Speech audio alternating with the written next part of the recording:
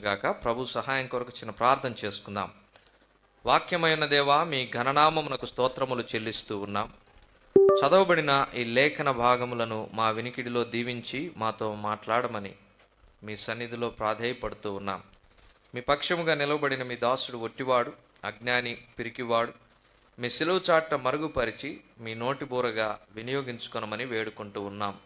ఒట్టి మాటలు, వ్యర్థమైన మాటలు, కల్పనా కథలు కలిపి చేర్పే బోధన తేక సత్యవాక్యమును వాక్యముగా వివరించున్నట్లు మీ ఆత్మ సహాయమును అనుగ్రహించమని వేడుకుంటూ ఉన్నాం. మధ్యాహ్న కాల సమయంలో ఖాళీ హృదయములతో మీ చెంతకు చేరి వచ్చి ఉన్నాం. ఎవరికి ఏ మాటలు అవసరమో ఆ మాటలను వివరింప చేయమని, మా అందరితో మీరు మాట్లాడి మహిం పొందమని, మీ దీనదాసుని మీ సంపూర్ణంగా స్వాధీనంలో ఉంచుకొనమని, మీ సిలువ చాటున మరుగుపరిచి ఆత్మలను కదిలించే వర్తమానము, సంఘమునకు క్షేమాభివృద్ధి కలిగించే వర్తమానమును దయచేయమని, స్థానిక సంఘమును కనిపెట్టుకుని పరిచర్య చేస్తున్న ప్రతి ఒక్కరిని పేరు పేరుని దీవించమని, మా రక్షకుడైన యేసుక్రీస్తు వారి అతి పరిశుద్ధమైన నామంలో ఈ మనవులను ప్రార్థించి బ్రతిమలాడి అడిగి వేడుకొంచున్నాము తండ్రి, ఆమేన్. ప్రభునందు ప్రియమైన సహోదర సహోదరులారా, చదవబడిన ఈ వాక్య భాగాన్ని మనం గమనించినప్పుడు, మోషే ఒక స్త్రీని వివాహం చేసుకున్నాడు.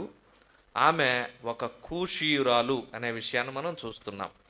మోషే కూషు దేశస్తురాల్ని వివాహం చేసుకున్నట్టును బట్టి మోషే యొక్క అక్క, మోషే అన్న అయినటువంటి అహరోను, మిర్యాములు మోషేకు విరోధంగా మాట్లాడటానికి లేచారు. ఎందుకంటే చాలామంది చేసే పని ఏంటంటే, ఒక వ్యక్తి ఏ లోపమును బట్టి దొరుకుతాడా అని కాచుకొని కూర్చొని ఉంటారు. మోషేను చూచినప్పుడు మోషే మాటకు ఇశ్రాయేలీల సమాజం అంతా కూడా లోబడుతూ ఉంది. మోషేకు దేవుడు అత్యున్నతమైనటువంటి స్థానమునిచ్చాడు. తనకంటే ఇద్దరు పెద్దవారున్నా వారందరికంటే మోషేను దేవుడు ఘనంగా ఎంచాడు. ఇదేమీ క్రొత్త కాదు. దావీదు కూడా తన కుటుంబ సభ్యులందరిలోకి ఆఖరివాడే, కానీ దేవుడు అతను కోరుకున్నాడు, ప్రత్యేకించాడు, అందరికంటే పైన వాడుగా చేశాడు. అది ఆయన చిత్తం. ఆయన ఒకరిని హెచ్చించును, ఒకరిని తగ్గించునని వాక్యం చెబుతూ ఉంది. మోషే ఇశ్రాయేలీల సమాజములో పొందుకొనినటువంటి స్థానమును బట్టి అహరోను, మిర్యాములు కొంత అసూయపడ్డారు. ఇదేం క్రొత్త కాదు. గర్భాన పుట్టినటువంటి సహోదరుల అసూయ, యోసేపు జీవితం గురించి మనం ధ్యానం చేస్తే మనకు అర్థమవుతుంది. అహరోను, మిర్యాములు కూడా మోషే విషయంలో అసూయ చెందినప్పుడు మోషేకు విరోధంగా లేచారు. కారణం ఏంటి? మోషే చేసుకున్న వివాహము. ఎవరిని వివాహం చేసుకున్నాడు? ఇశ్రాయేలీల సమాజంలో చేసుకొని ఉంటే ఏమై ఉండేది కాదు, కానీ మోషే ఒక కూషు దేశస్తురాల్ని వివాహం చేసుకున్నాడు. కూషు దేశస్తురాలు అంటే ఇథియోపియా దేశస్తురాలు. ఐథియోపియా బైబిల్లో రాయబడి ఉంది, చదువుకున్నాం చాలాసార్లు కదా. ఎస్తేరు గ్రంథం 1వ అధ్యాయం 1వ వచనంలో ఏమని రాయబడి ఉంటుంది అక్కడ? హిందూ దేశము మొదలుకొని కూషు దేశము వరకు 127 సంస్థానాల మీద అహష్వేరోషు రాజుగా ఉన్నాడు. హిందూ దేశం మొదలుకొని ఏ దేశం అంట? కూషు దేశం. హిందూ దేశం అంటే ఎవరి దేశం? మన దేశం. కూషు దేశం అంటే ఇథియోపియా దేశం. మన భారతదేశం ఆసియా ఖండంలో ఉంది, ఇథియోపియా దేశం ఆఫ్రికా ఖండంలో ఉంది. 127 సంస్థానాల మీద అహష్వేరోషు అప్పుడు రాజుగా ఉన్నాడు. ఇథియోపియా దేశస్థులు ఎలా ఉంటారు? ఆఫ్రికా దేశంలో ఉందా దేశం అంటే ఎలా ఉంటారు చెప్పండి? ఇథియోపియా దేశస్థులు ఎలాగుంటారు? నల్లగా ఉంటారు. వారు ఇశ్రాయేలీలు కాదు, వారు అన్యులు. మోషే ఒక ఇథియోపియా దేశస్థురాల్ని, అన్యురాల్ని, నల్లని స్త్రీని వివాహం చేసుకున్నాడు. ఇది సాకుగా దొరికింది. మోషే చేసుకున్న వివాహమును బట్టి మోషేను శంకించాలని, శోధించాలని తన అన్న, అక్క అహరోను, మిర్యాములు మోషేకు విరోధంగా లేచారు. మరి దేవుడు ఊరుకుంటాడా? మోషే తీసుకున్న నిర్ణయం తప్పైతే, మోషే చేసుకున్న వివాహం తప్పైతే అహరోను, మిర్యాములు లేవాల్సిన అవసరం లేదు మోషే మీదకి. సాక్షాత్తు పక్షపాతము లేనివాడు, న్యాయాధిపతి అయిన వాడు, న్యాయమును తప్పక జరిగించేవాడు దేవుడే మోషే తీసుకున్న నిర్ణయాన్ని బట్టి తప్పనిసరిగా మోషేను హెచ్చరించేవాడు, మోషేకు అభ్యంతరమును కలిగించేవాడు. కానీ దేవుడు మౌనంగా ఉన్నాడు. అంటే మోషే చేసుకున్న వివాహము దేవునికి సమ్మతమా కాదా అంటే ఏం చెప్తారు మీరు? దేవునికి సమ్మతమే. మరి అహరోను మిరియాములు ఎందుకు విరోధంగా లేచారు? దేవుని వాక్యం ఏం చెప్తుంది? 32వ కీర్తన మొదటి 2 చరణాల్లో, తన అతిక్రమములకు పరిహారము నొందినవాడు, తన పాపములకు ప్రాయశ్చిత్తము నొందినవాడు, యెహోవా చేత నిర్దోషి అని ఎంచబడిన వాడు, ఆత్మలో కపటము లేనివాడు ఎవరంట? ధన్యుడు. మోషే దేవుని చేత నిర్దోషి అని ఎంచబడ్డాడు. తాను చేసుకున్న వివాహమును బట్టి ఆత్మలో ఏమి లేదు, అతనికి కపటము లేదు, కనుక అతడు ధన్యుడు. దేవుని చేత ఒకడు నిర్దోషిగా ఎంచబడితే మానవుడు దోషిగా ఎంచడానికి వీలు. మరి ఇలాంటి మోషేకు విరోధంగా వాళ్ళు లేస్తే దేవుడు మౌనంగా ఉంటాడా? మోషేను గురించి 2 అద్భుతమైన మాటలు సాక్ష్యం పలికాడు. ఒకటి, భూమి మీద ఉన్నటువంటి జనులందరిలో మిక్కిలి సాత్విక. 2, 7వ వచనం, అతడు దేవుని ఇల్లంతటిలో నమ్మకమైన. స్టెఫను ప్రసంగం అపోస్తుల కార్యాలు 7:22లో, అతడు ఐగుప్తీయుల సకల విద్యల యందు ప్రవీణుడు. ఇంకొక చోట, అతడు దివ్య సుందరుడు. మోషేకున్న 4 ప్రత్యేకమైన సుగుణాలు ఇవి. సాత్వికమైన వాడు, నమ్మకమైన వాడు, ప్రావీణ్యము కలిగిన వాడు, దివ్య సౌందర్యవంతుడు. అలాంటి మోషేను దేవుడు పేరు పెట్టి పిలిచి ప్రత్యేకించి తన ప్రజలను కనానుకు చేర్చడానికి ఏర్పాటు చేస్తే అతని మీద విరోధంగా లేచారు వీళ్ళు. మూల్యం చెల్లించుకోక తప్పలేదు. మోషేకు విరోధంగా మాట్లాడిందని మిరియాముకు ఏమొచ్చిందో తెలుసా? కుష్ఠరోగం వచ్చింది. ఆ కుష్ఠరోగం ఎలా వర్ణించబడిందంటే ఈ అధ్యాయంలో 12వ అధ్యాయంలో మీరు చదివితే, ఒక బిడ్డ తల్లి గర్భములో ఉన్నాడనుకోండి, ఆ బిడ్డ పిండము నుంచి సంపూర్ణమైన దేహమును ధరించుకొని శిశువుగా తల్లి గర్భములో నుంచి బయటికి రావడానికి ఎన్ని మాసాలు పడుతుంది? 9 మాసాలు. ఈ క్రమములో ఆ బిడ్డ సగం కుళ్ళిపోయిన మాంసముగా ఉండి, సగం మాత్రం శరీరము కలిగి ఉండి, గర్భములో నుండి 9 నెలల తర్వాత బయటకు వస్తే ఆ శిశువు ఎలా ఉంటుందో, మిరియాము యొక్క చర్మము, శరీరము కూడా సగము కుళ్ళిపోయి సగము బాగున్న ఆ శిశువు యొక్క మాంసం వలె ఉన్నది అని సంబోధించబడింది, వర్ణించబడింది. ఇలాంటి కుష్ఠరోగం వచ్చిందండి మిరియాముకి. ఆ దినాల్లో కుష్ఠరోగం అంటే అది ఒక శాపం క్రిందే లెక్క. ఒక వ్యక్తికి కుష్ఠరోగం వచ్చిందంటే అతనైనా పాపం చేసి ఉండాలి, అతని పూర్వీకులు 10 తరముల ముందు వారైనా పాపము చేసి ఉండాలి. వారు చేసిన ఆ పాపానికి దేవుని తీర్పుగా కుష్ఠరోగం వచ్చేది. ఇలాంటి కుష్ఠరోగం వచ్చింది. అంతటితో అవల. ఆమె మరలా కుష్ఠరోగం నుండి శుద్ధురాలై ఇశ్రాయేలీల మధ్యకు రావాలంటే ఒక పని చేయాల. ఏంటి ఆ పని చెప్పండి? మిరియాము తండ్రి వచ్చి ఏం చేయాలా? మిరియాము యొక్క నొసట మీద ఉమ్మి వెయ్యాలి. ఉమ్మి ఎప్పుడు వేస్తారు మీరు? ఎప్పుడు వేస్తారు? చూసినప్పుడు, అలర్జిక్ రియాక్షన్ వచ్చినప్పుడు, ఏదైనా జుగుప్స కలిగినప్పుడు, భరించలేనిది ఏదైనా మనకు ఎదురుపడినప్పుడు కేకరించి ఏం చేస్తాం? ఉమ్మి వేస్తాం. వారు చేసిన తిరుగుబాటు ఆ విధముగా ఉంది కాబట్టి తండ్రి వచ్చి ఏం చేయాలా? మిరియాము మీద ఉమ్మి వెయ్యాల. ఉమ్మి వేస్తే ఆమె పాళెము వెలుపల ఉంటుంది. ఆ తర్వాత ఆమె మరలా తిరిగి పాళెములోనికి చేర్చబడుతుంది. సంఖ్యాకాండం 12వ అధ్యాయం ఈ విధంగా ముగుస్తుంది. వారు నయం కాగడానికి వారు ఎవరినైతే తృణీకరించారో, వ్యతిరేకించారో ఆ మోషేనే వారి కొరకు ఏం చేశాడు? ప్రార్థన చేశాడు. ప్రభునందు ప్రియమైన వారులారా, ఇక్కడ మోషే వివాహము చేసుకున్న ఆ స్త్రీ ఏ దేశస్తురాలు చెప్పండి? ఆ కూషు దేశస్తురాలు గురించి కొద్ది నిమిషాలు మనం ధ్యానం చేద్దాం 2 భాగాలుగా. దేవుడు కూషీయులను అంగీకరించాడు. దేవుడు కూషీయులను చేర్చుకున్నాడు. దేవుడు కూషీయుల విషయమై దయగలిగి దయను చూపించాడు. మోషే ఆమెను వివాహం చేసుకున్నాడు. అలాంటి కూషీయులను గురించి కొద్ది నిమిషాల పాటు మనం ధ్యానం చేద్దాం. మొట్టమొదటిగా కూషీయులు ఎక్కడి వారు? వారు ఏ సంతతి నుండి వచ్చారు? కూషీయులను వివాహం చేసుకుంటే వీరికెందుకు అంత కోపం వచ్చింది? ఆ విషయాన్ని మొదట మనం తెలుసుకోవాలి. కూషీయులు ఎలాంటి వారైతే ఎలాంటి వారుగా మార్చబడ్డారు?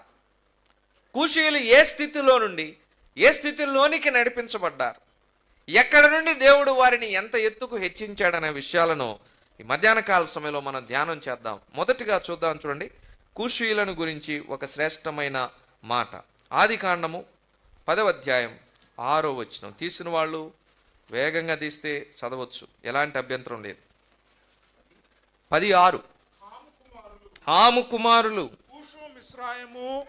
పూతు కనాను అనువారు. చాలన్న. ఎవరి కుమారుడంట ఈ కూషు? చెప్పాలి, యాక్టివ్గా ఉండాలి. హాము.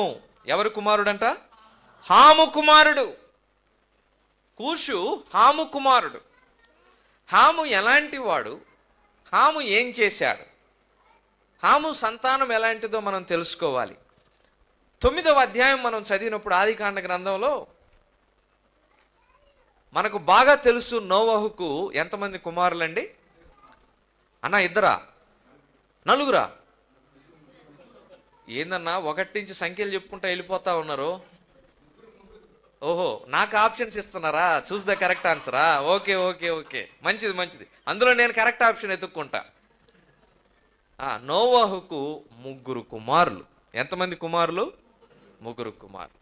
పెద్ద కుమారుడి పేరు షేము, రెండవ కుమారుడి పేరు హాము, మూడవ కుమారుడి పేరు యాపెతు. షేము, హాము, యాపెతు. ఎంతమంది? 3 కుమారులు. ఈ 3 కుమారుల్లో మధ్య కుమారుని పేరు హాము. నోవహు జలప్రళయం నుండి తప్పించబడిన తర్వాత అతడు ఒక ద్రాక్ష తోటను నాటాడు, వ్యవసాయం చేసుకుంటూ ఉన్నాడు. ద్రాక్ష తోటలో ద్రాక్ష గెలలు వచ్చాయి. ద్రాక్ష పండ్ల నుంచి వచ్చినటువంటి ద్రాక్ష రసమును బాగా తాగాడు. ద్రాక్ష రసం ఏం కలగజేస్తుందంటే మత్తును కలగజేస్తుంది. ఆ మత్తులో నోవహు తన గుడారములో దిగంబరిగా వస్త్రహీనుడిగా పడిపోయి ఉన్నాడు. మీరు చూడండి, సామెతల గ్రంథం చదివితే ఎవరికి శ్రమ, ఎవరికి గాయాలు అంటే ద్రాక్ష రసముతో ప్రొద్దుపుచ్చు వారికే కదా అని రాయబడి ఉంటుంది అక్కడ. మద్యం మత్తులో ఎదురుగుండా ఉన్నది తల్లా చెల్లా విచక్షణ తెలియకుండా చేస్తుంది ద్రాక్ష రసం. మద్యం మత్తులో ఉన్నవాడు భార్యను కొడుతున్నాడా, చంటి పిల్లల్ని కొడుతున్నాడా, ఏ మాటలు మాట్లాడుతున్నాడో తెలియకుండా చేస్తుంది ఈ మద్యము అనబడిన ద్రాక్ష రసము. కనుక జాగ్రత్త సుమా. నోవహు వంటి భక్తుడు, నీతిపరుడు, నిందారహితుడు, దేవుని దృష్టికి కృప పొందినవాడు, దాదాపుగా 100కు పైగా సంవత్సరాలు దేవుని నీతిని ప్రకటించిన వాడు మద్యము మత్తులో తన గుడారములో వస్త్రహీనుడిగా పడి ఉన్నాడు. ఈ దృశ్యాన్ని ఎవరు చూశాడంటే తన 2వ కుమారుడైన హాము చూశాడు.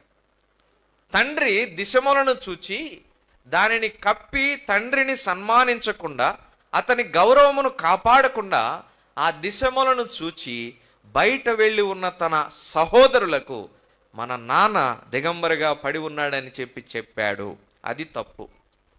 తండ్రిని సన్మానించాలి, తల్లిని కూడా సన్మానించాలి, తల్లిదండ్రులను గౌరవించాలి, తల్లిదండ్రుల మాటకు విధేయత చూపించాలి. ఎఫెసీ 6:1 చూస్తాం. హాము ఆ పని చేయలేదు. తండ్రి దిశములను బట్టి సహోదరులకు వెళ్ళి చెప్పాడు. వాళ్ళు వచ్చి తండ్రి దిశములను చూడకుండా భుజాల మీద దుప్పటి వెనక నుండి తీసుకొని వెళ్ళి అతని యొక్క దిశములను కప్పి తండ్రి యొక్క గౌరవాన్ని కాపాడారు. కనుక వారిద్దరూ దీవించబడ్డారు. తండ్రి దిశములను చూచి అవమానకరమైనటువంటి ప్రవర్తన కలిగినటువంటి హాము ఏమయ్యాడో తెలుసా? 9వ అధ్యాయం 25వ వచనం చదవండి అన్న. ఆదికాండం చెప్పాలా? కనాను. హాము మీదకి ఏమొచ్చింది చెప్పండి, చెప్పాలా? హాము మీదకి ఏమొచ్చింది? శాపం వచ్చింది. శపించబడిన వాడై ఏమవుతున్నాడు? తన సహోదరులకు, ఈ మాట చాలా జాగ్రత్తగా చదవాలి మీరు, తన సహోదరులకు ఏమవుతాడంట? దాసాను దాసుడు. దాసాను దాసుడు కాదు, దాసాను దాసుడు. బానిసత్వం కాదు, భయంకరమైనటువంటి బానిసత్వం. శ్రమలు కాదు, మహాశ్రమలు. దాసుడు కాదు, దాసాను దాసుడు. ఇక్కడ 2 విషయాలు ఉన్నాయండి హాము గురించి. ఆ వచనం యొక్క ప్రారంభంలోనే హాము ఎలాంటి వాడంట? శపించబడినవాడు. 2, అతను ఎలాంటి వాడంట? దాసాను దాసుడు. అతని మీద శాపముంది, అతడు మరలా దాసుడుగా ఉన్నాడు. ఈ 2 పరిస్థితుల్లో ఉన్న వాళ్ళే కూషీలు. అతని మీద శాపం ఉందంటే అతనికి పుట్టే పిల్లలు కూడా ఏం పొందుకొని ఉండాలా చెప్పాలా? అతని సంతానము కూడా శాపగ్రస్తమైన సంతానమే. అతని సంతానము మీద కూడా శాపం ఉంది. అతను దాసుడైనప్పుడు అతని సంతతి వారు కూడా ఏమై ఉన్నారు? దాసులు. శపించబడిన వారు దాసులు. హాము సంతానమైనటువంటి కూషు శపించబడిన వాడు దాసుడు.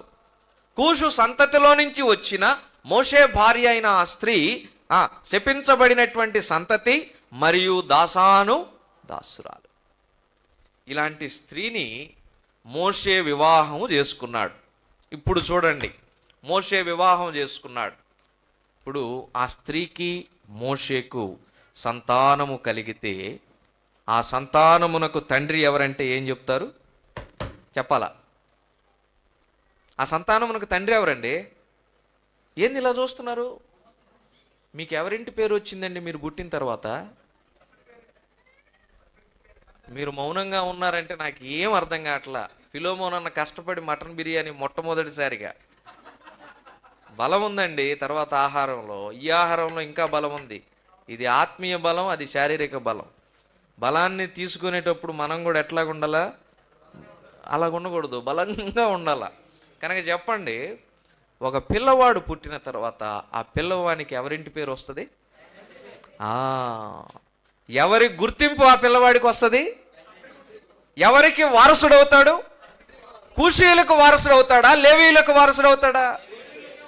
కూషీయుడు అనబడతాడా? ఇశ్రాయేలీయుడు అనబడతాడా? అబ్బా, ఎంత ధన్యత! ఒక అన్యుడు, శాపగ్రస్తుడు, దాసుడు మోషే వివాహం చేసుకున్నట్టును బట్టి అతనికి పుట్టినప్పుడు అతడు ఇశ్రాయేలీయుడు అనబడ్డాడు, లేవీయుడు అనబడ్డాడు. దేవుని వంశంలోనికి, దేవుని ప్రజలలోనికి, దేవునితో ఉన్నటువంటి జనులలోనికి, దేవుని చేత పిలువబడిన ప్రత్యేకించబడినటువంటి జనులలోనికి అడుగుపెట్టే ధన్యత ఎంత గొప్ప భాగ్యం. ఈ కూషీలు ఎవరికి సాదృశ్యంగా ఉన్నారో తెలుసా? అన్యులమైన మనకి సాదృశ్యంగా ఉన్నాడు. మోషే మన ప్రభు అయిన యేసుక్రీస్తు వారికి సాదృశ్యంగా ఉన్నాడు. యేసుక్రీస్తు ప్రభువు వారికి ప్రధానము చేయబడినటువంటి సంఘములో చేర్చబడిన మనమే అన్యులమై ఇప్పుడు ధన్యులముగా ఉన్నవారము. ఆ వివాహము ద్వారా, ఆ రెండవ రాకడ ద్వారా మనము ఎంత ధన్యులముగా ఆయన రాజ్యంలోనికి అడుగు పెట్టబోతున్నామో చూడండి. అందుకే ఇందాక ఆ మాట చదువుకున్నాం, మనం క్రీస్తు తోడి వారసులం. ప్రభునందు ప్రియమైన వారులారా, కూషీయులు శపించబడిన వారే, కూషీయులు దాసులే. కానీ మోషే వారిని వివాహము చేసుకునట ద్వారా వారు ఎంత ధన్యులయ్యారో చూడండి.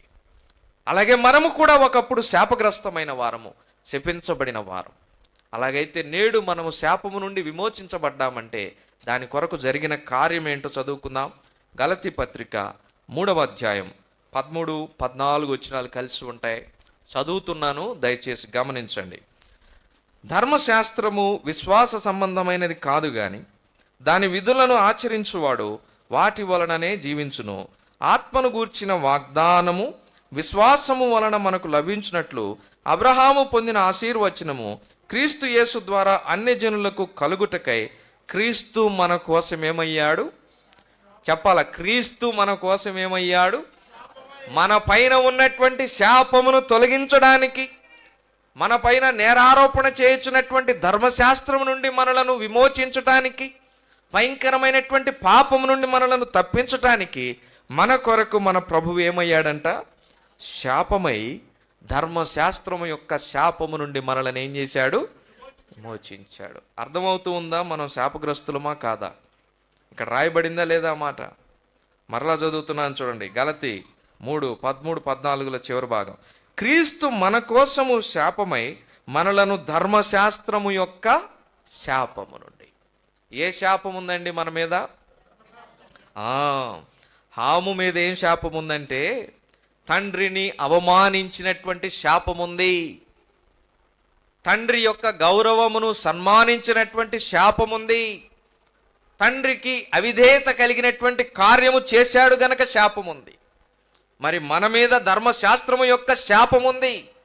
ఈ ధర్మశాస్త్రం ఏమి చెబుతూ ఉందంటే పాపము వలన వచ్చిన జీతము మరణమని చెబుతూ ఉంటే, ఆ మరణము వలన మనము నిత్య నరకాగ్నికి భయంకరమైన పాత్రులమై ఉన్నాము అనేటటువంటి శాపము మన మీద ఉన్నది. కాబట్టి ఈ శాపము నుండి మనలను విమోచించడానికి మన ప్రభు మన కోసం ఏమయ్యాడు? శాపగ్రాహి అయ్యాడు. మన కొరకై శాపమయ్యాడు. మన శాపము నుండి మనలను తొలగించడానికి కలువరి శిలువలో మైనము వలె కరిగిపోయాడు. ప్రభునందు ప్రియమైన వారలారా, ఆలోచన చేయండి. శాపగ్రస్తమైనటువంటి ప్రజలలో నుండి మనలను ఎన్నుకొని, శాపగ్రస్తులైనటువంటి మనలను విమోచించి నేడు ఆశీర్వాదములకు పాత్రులుగా చేశాడు. ఎంత ధన్యులండి కూషీలు! శపించబడినటువంటి సంతతిలో నుండి వారు నేరుగా ఇశ్రాయేలీల సమాజంలోనికి ప్రవేశించారు. అలాగైతే ఒక చిన్న ఉదాహరణ చూద్దాం. శాపగ్రస్తమైనటువంటి పట్టణంలో ఒక స్త్రీ ఉండేది. ఆ స్త్రీ ఒక వేశ్య. ఆమెను దేవుడు ధన్యగా చేశాడు. ఆమె యొక్క విధేయతను బట్టి, ఆమె విశ్వాసమును బట్టి, ఆమె వినయమును బట్టి, ఆమె సద్భక్తిని బట్టి, ఆమె లోబడుటను బట్టి, ఆమె దేవుని గణపరిచినటువంటి విధానమును బట్టి దేవుడు ఆమెను మర్చిపోలేదు, ఆమె క్రియలను మర్చిపోలేదు, ఆమెను జ్ఞాపకం చేసుకున్నాడు, ఆమె కుటుంబమును జ్ఞాపకం చేసుకున్నాడు. దేవుడు ఆమెను కాచి కాపాడి పట్టణము నశించిపోతూ ఉండగా, పట్టణంలో ఉన్న మనుషులు సంహరించబడబోతూ ఉండగా, దేవుడు ఆమె కుటుంబమును ఎంతో క్షేమం నుంచి కాపాడి ఎక్కడికి తీసుకుని వచ్చాడో తెలుసా? ఒక మాట చదువుకుందాం. యెహోషువ గ్రంథం 6వ అధ్యాయం. యెహోషువ గ్రంథం 6వ అధ్యాయం 25వ వచనం చదవండి. యెహోషువ 6:25 చదవండి అన్న. యెహోషువ 6:25. రాహాబను వేశ్య యెరికోను వేగు చూచుటకు దాచిపెట్టి ఉండెను గనక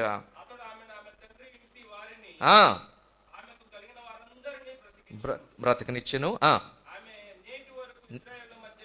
నేటి వరకు ఎక్కడ ఉంటా ఉంది చెప్పాలా? యెరికో ప్రజల మధ్య ఉంటా ఉందా? ఇశ్రాయేలీల మధ్య ఉంటా ఉందా? ఇశ్రాయేలీల మధ్య ఉంటూ ఉంది.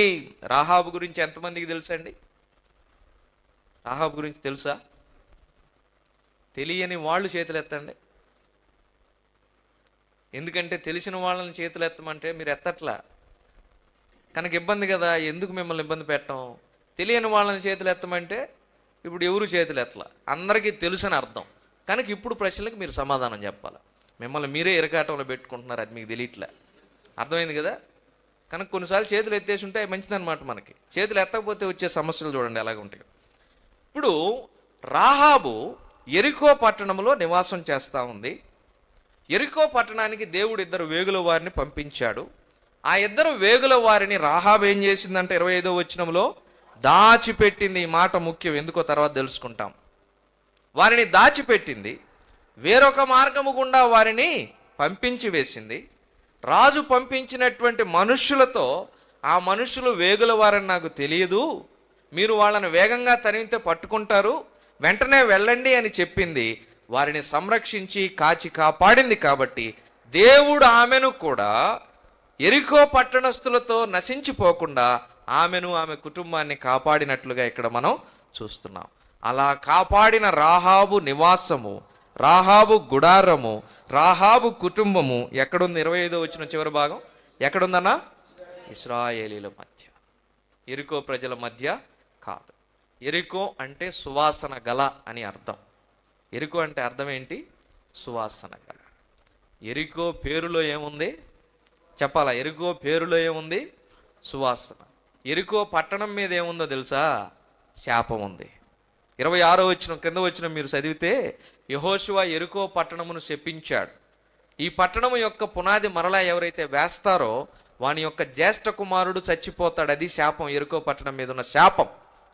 ఈ శపితమైనటువంటి పట్టణములో ఉన్నటువంటి రాహాబును దేవుడు సంరక్షించి కాచి కాపాడి ఇశ్రాయేలీల మధ్యలోనికి తీసుకుని వచ్చి నివాసమును ఏర్పాటు చేశాడు. ఎందుకు ఏర్పాటు చేశాడో తెలుసా? ఆమె ఏం చేసింది? వేగుల వారిని చెప్పాలా? ఏం చేసింది? వేగుల వారిని దాచిపెట్టింది. ఇక్కడ ఒక చిన్న ప్రశ్న, అందుకే మీరు చేతులు ఎత్తలేదు కాబట్టి అడుగుతూ ఉన్నా. రాహాబు యెరికో రాజు పంపించిన మనుషులతో ఏం చెప్పింది? ఆ 2 మనుష్యులు వేగుల వారు అని నాకు తెలియదు. ఇది నిజమా అబద్ధమా? చెప్పాలి, చెప్పరే. అబద్ధం. 10 ఆజ్ఞల్లో ఒక ఆజ్ఞ ఏంటి? అబద్ధం ఆడకూడదు. అబద్ధము. ఆదికాండం 3వ అధ్యాయంలో సాతానుడు ఏం చెప్పాడు హవ్వకి? అందుకే సాతానుడిని ఏమంటారు? అబద్ధానికి జనకుడు అంటారు. అబద్ధానికి జనకుడైన సాతానుడిలో నుండి వచ్చింది అబద్ధం. సాతానుడు దేవుని సంబంధి కాదు, దేవునికి విరోధి. అబద్ధం ఆడేవాడు ఎవరి సంబంధి కాడు? వాడు సాతాను సంబంధి. అబద్ధం ఆడనివాడు దేవుని సంబంధి. రాహాబు ఏమాడింది? అబద్ధం ఆడింది. మరి రాహాబు ఎవరి సంబంధి కావాలా? సాతాను సంబంధి కావాలా? మరి దేవుని సంబంధి ఎట్లా అయ్యింది? నేనంటాను ఆమె అబద్ధం ఆడలేదు, దేవునిని ఘనపరిచింది అంట. మీరు ఒప్పుకుంటారా? దేవుణ్ణి ఘనపరచడం అబద్ధం ఆడటం అయితే, అన్నా నేను వయసు విషయంలో అబద్ధం ఆడతాను, జీతం విషయంలో అబద్ధం ఆడతాను, ఆస్తుల విషయంలో అబద్ధం ఆడతాను, ఇంటికి ఆలస్యంగా ఎందుకు వచ్చామని భార్య అడిగితే అబద్ధం ఆడతాను, స్నేహితుల విషయంలో అబద్ధం ఆడతాను, ఈరోజు తీసుకున్నటువంటి డబ్బు ఇన్ని రోజుల్లో చెల్లిస్తాను అనేటటువంటి అబద్ధం ఆడతాను. రకరకాల అబద్ధాలు. ఈ అబద్ధాలన్నీ కూడా దేవునికి మహిమార్థమైతే అబద్ధికులు దేవుని రాజ్యం ఎందుకు స్వతంత్రించుకున్నారని ప్రకటన గ్రంథంలో రాయబడి ఉంది. ఆమె అబద్ధమాడిందని అంటే దేవుణ్ణి ఘనపరిచింది అని మేము అంటున్నాము అని అంటే దానికి కారణం ఏంటి? ఒక మాట చూద్దాం. సామెతల గ్రంథం 25వ అధ్యాయం 2వ వచనం చదవండి. సామెతల గ్రంథం 25:2. సంగతి మరుగు చేయుట. అమ్మా, అర్థమవుతూ ఉందా? ఆమె దేవుణ్ణి ఎందుకు ఘనపరిచిందో, ఎలా ఘనపరిచిందో? యెహోషువ గ్రంథం 6:25లో మనం చదువుకున్నాం. ఏమని? ఇద్దరు వేగుల వారిని ఆమె ఏం చేసిందంట? చెప్పాలి, ఏం చేసింది? దాచిపెట్టింది, మరుగు చేసింది. హెబ్రీ మంత్రసానులు షిప్రా, పూయా నిర్గమాకాండం 1వ అధ్యాయంలో మగ పిల్లాడు పుడితే కాన్పు పీటల మీదే చంపేయాలనే ఫరో కఠినమైన ఆజ్ఞ ఉంటే, ఆడపిల్ల పుడితే బ్రతకనివ్వాలి అనేటటువంటి శాసనం ఉంటే, షిప్రా పూయాలు ఏం చేశారు? రాజా, హెబ్రీ స్త్రీలు ఐగుప్తు స్త్రీల వంటి వారు కారు, వారు చురుకైన వారు గనక వారు ఏం చేశారంట? మేము వెళ్ళే లోపలే వారు కాన్పును చేసేసుకుంటూ ఉన్నారు అనేటటువంటి సంగతిని వాళ్ళు ఏం చేశారు? మరుగు చేశారు. దేవుడు వారిని జ్ఞాపకం చేసుకున్నాడు, వారికి సంతానాభివృద్ధి కలుగా చేశారు. వారు మరుగు చేశారు. రాహాబు కూడా సంగతిని ఏం చేస్తూ ఉంది? మరుగు చేస్తూ ఉంది. సంగతిని మరుగు చేయుట ఏంటి చెప్పండి? దేవునిని ఘనపరచడం. జాగ్రత్తగా వినండమ్మా. యోసేపు మరియమ్మను చేర్చుకునేటటువంటి సమయంలో ఆమె పరిశుద్ధాత్మ వలన గర్భము ధరించింది అని ఎరిగిన వాడై ఏం చేశాడు? రహస్యముగా ఆమెను విడనాడ ఉద్దేశించాడు. అబ్బా, వాటే జెంటిల్మెన్ జోసెఫ్ ఈస్. ఎంత మంచివాడండి యోసేపు. ఇంటి గుట్టును చాలామంది ఏం చేస్తారంటే రట్టు చేస్తారు. అవునా కదా? ఎప్పుడైతే వీళ్ళు గుట్టును రట్టు చేస్తారో వీళ్ళ యొక్క జుట్టును ఎత్తుకొని వెళ్ళి వాళ్ళ చేతిలో పెట్టినట్లే. గుట్టు రట్టు అయిందంటే జుట్టు అవతల వాడి చేతిలోకి వెళ్ళిపోయినట్లే. ఇక దాన్ని ఎక్కడ వాడాలో అక్కడ వాడుతూ ఉంటారు, ఎలా వాడాలో అలా వాడుతూ ఉంటారు, ఎలా పట్టుకోవాలో అలా పట్టుకుంటారు, ఎలా చేజెక్కించుకోవాలో అలా చేజెక్కించుకుంటారు. జాగ్రత్త సుమా. గుట్టును రట్టు చేసేటటువంటి భయంకరమైన వాక్య వ్యతిరేకమైన అలవాటు ఎప్పుడూ కలిగి ఉండదు. సామెతల గ్రంథంలో చెప్తాడు, నీ పొరుగువానితో నీకు వ్యాజ్యం ఉండవచ్చు, కానీ నీ పొరుగువాని గుట్టు బయట పెట్టవద్దు. సొంతవాడైనా, పొరుగువాడైనా, సహోదరుడైనా, సహోదరి అయినా సంగతిని మరుగు చేయండి. సంగతిని దాచిపెట్టడం అలవాటు చేసుకోండి. కొన్ని విషయాలను మరుగు చేయకూడదు, అది వేరే విషయం. కానీ అవి దేవుడిచ్చిన జ్ఞానముతో ఉన్నవారికి అర్థమవుతాయి. కానీ చాలా విషయాలు మరుగు చేయుట, మౌనముగా ఉండుట దేవునిని ఘనపరచుటయే. అమ్మా, ఒక వేశ్య జీవితము ఎలా ఉంటుందో, ఎంత భయంకరంగా ఉంటుందో ఎరిగినటువంటి వారముగా, వారు చెప్పిన సాక్ష్యం విన్నవారంగా చెబుతూ ఉన్నాం. భయంకరమైనటువంటి పరిస్థితి.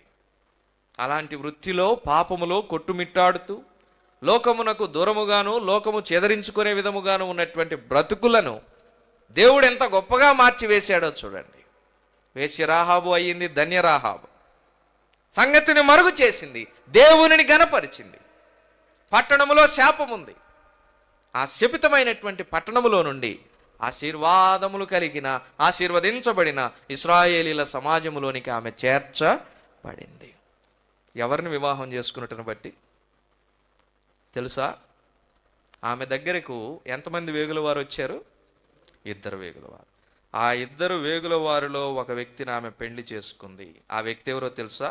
మత్తయి సువార్త 1వ అధ్యాయం, మత్తయి సువార్త 1వ అధ్యాయం 5వ వచనం చదువుతున్నాను చూడండి. మత్తయి 1:5. నయస్సోను సల్మానును కనెను, సల్మాను రాహాబునందు ఎవరిని కన్నాడు? మరలా చదువుతున్న ఈ మాట మీరు బైబిల్ తీయాలి. ఈ మాట చాలా ప్రాముఖ్యమైన మాట.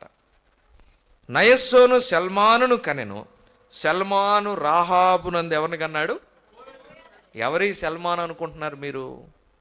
ఎవరి సల్మాను? రాహాబు వద్దకు వచ్చినటువంటి 2 వేగుల వారిలో ఒకడని బైబిల్ పండితులు చెప్తారు. సల్మాను రాహాబునందు ఎవరిని కనిందంట? రాహాబు ఎవరి ద్వారా సంతానం పొందుకుందంట? సల్మాను ద్వారా. ఈ సల్మాను ఎవరంట? ఒక ఇశ్రాయేలీయుడు. ఆ ఇశ్రాయేలీని వివాహము చేసుకొనుట ద్వారా, ఆ ఇశ్రాయేలుని ద్వారా సంతానము పొందుకొనుట ద్వారా ఇశ్రాయేలీల పాళెములో నుండి నేరుగా యేసుక్రీస్తు ప్రభు వారి యొక్క వంశావళిలోనికి ఆమె అడుగుపెట్టింది. శపితమైనటువంటి జనములో నుండి, శపితమైన జనాంగములో నుండి ఆశీర్వాదించబడినటువంటి ప్రజలలోనికి ఆమె అడుగుపెట్టిందంటే దానికి కారణం ఏంటో తెలుసా? ఆలోచన చేయండి అమ్మా. మోషేను ఆ స్త్రీ వివాహము చేసుకుంది. ఇక్కడ రాహాబు సల్మాను ద్వారా ఎవరిని కనింది? బోయాజును కనింది. అలాగే రేపు ఒక వివాహము జరగబోతూ ఉంది. అందుకనే వాక్యంలో రాయబడి ఉంది హెబ్రీ 13:4 వివాహము. ఏం వివాహం అది? ఏం వివాహం? పరిశుద్ధ వివాహం. ఆ పరిశుద్ధ వివాహము ఎవరి వివాహమో తెలుసా? ఒక వధువు ప్రధానము చేయబడి ఉంది, వివాహ సమయం కొరకు ఎదురు చూస్తూ ఉంది. ఆ వధువు ఎవరో చూద్దాం. 2 కొరింథీ 11:1, 11:2. 2 కొరింథీ 11:2. దేవాసక్తితో మీ ఎడల ఆసక్తి కలిగి ఉన్నాను, ఎందుకనగా పవిత్రురాలైన కన్యకనుగా ఒకడే పురుషునికి అనగా క్రీస్తుకు సమర్పింపవలెనని మిమ్మును ప్రధానము చేసితిని. ఎవరి కన్యక? ఎవరి వధువు? ప్రభువుకు ప్రధానము చేయబడిన ఈ వధువు ఎవరో తెలుసా? సంఘమే. సంఘమే. ఒక వివాహము ద్వారా శపితమైనటువంటి జనాంగము ఎలాగైతే ఆశీర్వదించబడిందో, ఈ వివాహము ద్వారా ఈ లోకములో మనము మూలుగుతూ సృష్టి కూడా విమోచనకు కనిపెడుతూ ఉన్నటువంటి పరిస్థితి నుండి సంపూర్ణమైనటువంటి నెమ్మది పొందుకొనున్నట్లు పరలోకమునకు చేరుకోబోతూ ఉన్నాము. ఆ వివాహము గురించి ప్రకటన గ్రంథంలో ఏమని రాయబడి ఉందంటే అది గొర్రెపిల్ల వివాహము. ఏం వివాహం అంటే అది? గొర్రెపిల్ల వివాహం. ప్రభునందు ప్రియమైన వారలారా, వెడ్డింగ్ ఆఫ్ ద ల్యాంబ్ అన్నాం. గొర్రెపిల్ల వివాహము. ఆ వివాహమునకు పిలువబడిన వారందరూ ధన్యులే. ఆ వివాహమునకు రాహాబు వంటి ఒక వేశ్య ధన్యురాలుగా మార్చబడి పిలువబడింది. ఆ వివాహమునకు శపితమైనటువంటి కూషు దేశస్తురాలు ధన్యురాలుగా మార్చబడి పిలువబడింది. ఆ వివాహమునకు క్రీస్తు రక్తంలో కడగబడిన అన్యులమైన మనము ధన్యులుగా చేయబడి నేడు పిలువబడ్డాము. ఆయన సంఘములో ఉన్నాము. ఆయనతో కూడా ప్రదానము చేయబడినటువంటి వధువు సంఘముగా సిద్ధపడుతూ ఉన్నాము. ఎంత ధన్యులమయ్యామండి మనం. ప్రభునందు ప్రియమైన సహోదర సహోదరులారా, కూషీయులు ఎలాంటి వారో తెలుసా? వారు శపించబడినప్పటికీ కూడా ఆశీర్వదించబడిన వారు. నెహెమ్యా గ్రంథం 13:2 ఒక మాట చదువుకొని మొదటి సెషన్ను మనం ముగింపులోనికి తీసుకొని వెళదాం. నెహెమ్యా 13:2 చదవండి అన్న. ఒక మాట తీసిన వాళ్ళు. నెహెమ్యా 13:2 తీసారా అన్న? చదువుతున్నాను చూడండి. వారు అన్నపానములు తీసుకొని ఇశ్రాయేలీలకు ఎదురుపడక బిలామును ప్రోత్సాహపరిచిరి. ఆయనను మన దేవుడు ఆ శాపమును ఏం చేశాడు? ఆశీర్వాదముగా మార్చివేశాడు. అమ్మా అయ్యా, బిలాం బయలుదేరాడు. దేని కొరకంట చెప్పాలా? బిలాము దేని కొరకు బయలుదేరాడు? శపించడానికి బయలుదేరాడు. ఈ లోకంలో మన విరోధి అయిన అపవాది ఎవరిని మృంగుదునా అని చెప్పు వెతుకుతూ ఉన్నాడు కదా. ఎలా వెతుకుతూ ఉన్నాడు? గర్జించు సింహము వలె. దేని కొరకంట? ఎవరిని మృంగుదునా. కానీ దేవుడు ఏం చేశాడు? ఆ శాపమును మన కొరకు ఆశీర్వాదంగా మార్చివేశాడు. ఎలా మార్చాడు? ఏ పాపము ఎరగని ఆ ప్రభు, పరిశుద్ధుడైనటువంటి ప్రభు, పావనుడైనటువంటి ప్రభు, పరలోకములో ఉన్నటువంటి ప్రభు, దూతగణముల చేత మానక పరిశుద్ధుడు పరిశుద్ధుడు పరిశుద్ధుడని గాన ప్రతిగానముల చేత కీర్తించబడుచున్నటువంటి ఆ ప్రభు కలువరి శిలువలో మన కొరకై మరణించి రక్తమంతా కార్చి మన మీద ఉన్నటువంటి శాపము, దేవుని ఉగ్రత అంతా కూడా మన కొరకై మన స్థానంలో భరించి దేవుని గొర్రెపిల్లగా మౌనం వహించి ఆ శాపము యావత్తూ కూడా మన కొరకు ఆశీర్వాదముగా ఏం చేశాడు? మార్చి వేశాడు. ప్రభునందు ప్రియమైన వారలారా, ఒకసారి ఆలోచన చేయండి. మోషే ఆ స్త్రీని వివాహం చేసుకున్నాడు కదా. మిరియాము ఆ స్త్రీకి ఏమవుతుంది? వరుసకి చెల్లెలా అన్నా. మనం ఆంధ్ర నుంచి వచ్చామన్నా కొంచెం వరుసలు మనం బాగా తెలుసుకొని ఉంటాం. ఏమవుతుందండి? ఆడబిడ్డ అవుతుంది. అవునా కదా? ఆడబిడ్డల్ని పెద్దోళ్ళు ఏమంటారు? అడ్డు బండ. అవునా కదా? అవునా కదా? సమస్యలు ఏడొస్తాయంటే చాలా ఏళ్లలో నూతనంగా వివాహం చేసుకుని వచ్చిన స్త్రీకి, అంటే కోడలికి, ఆడబిడ్డకు సమస్యలు వచ్చి ఇల్లంతా ఒక్కసారి కంపించి పోతా ఉంటుంది. ఇలాంటి గృహాలు చాలా ఉన్నాయి. కనుక జాగ్రత్త అమ్మా. వినయం చొప్పున జ్ఞానంతో కాపురం చేయమని వాక్యం చెప్తా ఉంది. ఆ ప్రకారంగా పోలేకపోతే పరిస్థితి మారిపోద్ది. ఇప్పుడు మిరియాము ఆ స్త్రీకి ఏమవుతుంది? ఆడబిడ్డ అవుతుంది. అలాంటి ఆడబిడ్డ ఎంతగా ఒకవేళ కూసు దేశస్తురాల్ని, ఇక్కడ రాయబడలేదు కానీ మనం ఆలోచన చేద్దాం, వేధించి ఉండవచ్చు. మాటలతో, సూటిపోటి మాటలతో, తోటాలతో ఎంతగా గాయపరిచి ఉండవచ్చు. ఆలోచన చేయండి. ఇప్పుడు ఏం చేశాడు దేవుడు? ఆ మాటలను, ఆ నిందలను, ఆ కన్నీటిని, ఆ కష్టాలని నెహెమ్యా 13:2లో రాయబడినట్లుగా ఏం చేశాడు? ఆశీర్వాదముగా మార్చివేశాడు. ఆమె పక్షాన మోషే నిలబడ్డాడు, మన పక్షాన ప్రభువు నిలబడ్డాడు. కనుక నేడు మనం శపించబడిన వారమైనను ఆశీర్వదించబడిన వారముగా మార్చబడ్డాం. ముగిస్తూ ఉన్నాను మొదటి వర్తమానం. ప్రభు మన కొరకు కలువరి శిలువలో శాపముగా మార్చబడ్డాడు. మన మీద ఉన్న శాపమును తన మీద వేసుకున్నాడు. శాపము నుండి మనలను విమోచించాడు. ఎందుకు పలుమార్లు ఈ మాట చెబుతూ ఉన్నానంటే, ప్రభు మన కొరకు ఏం చేశాడు, ఏం చేశాడు, ఏం చేశాడు. ఎంతోమంది ప్రభు ఇచ్చేదాన్ని బట్టి స్తుతించక ఇవ్వని దాన్ని బట్టి సణుగుతూ ఉంటారు. ప్రభువు ఏమిచ్చాడంటే, ఈ లోకములో ఎవరు ఇవ్వలేనిది మనకి ఇచ్చాడు. ఈ లోకంలో మన కొరకు ఎవరు చేయలేనిది మన కొరకు ప్రభువు చేశాడు. ఈ లోకంలో మన కొరకు ఎవరు కూడా తెగించి చేయలేనిది మన కొరకై ప్రభువు తెగించి చేసి ఇచ్చాడు. ఇందుకొరకై ప్రభువుని మనం ఎంతగానో స్తుతించాలి. కూషీల జీవితమును మార్చాడు ప్రభు, మన జీవితమును కూడా మార్చాడు ప్రభు. మధ్యాహ్నకాల సమయంలో మరికొన్ని సంగతులను, కూషీలను గురించి ధ్యానం చేద్దాం. దేవుడి కొద్ది మాటలు మన కొరకు దీవించును గాక.